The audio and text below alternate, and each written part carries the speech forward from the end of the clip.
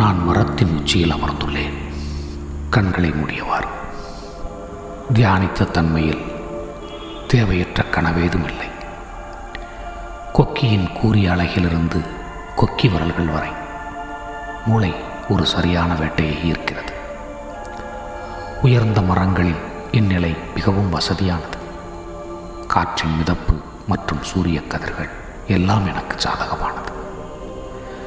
பூமியின் முகம் என்னிடம் திரும்பியது. நான் பார்த்து கொண்டிருக்கிறேன். என் கால் நகங்கள் கரடுமுரடான மரப்பட்டைகளுக்கேற்ப உள்ளன. இது முழுமையான படைப்பின் சூழ்திறன்.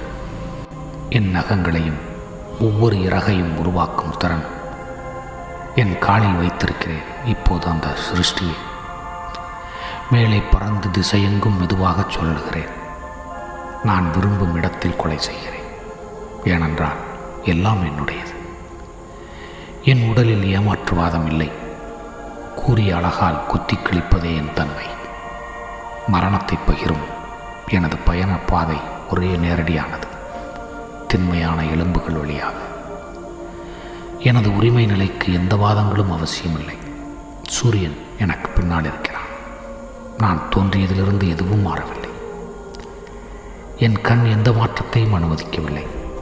எல்லாவற்றையும் அப்படியே தொடர்ந்து வைத்திருக்க விரும்புகிறேன்.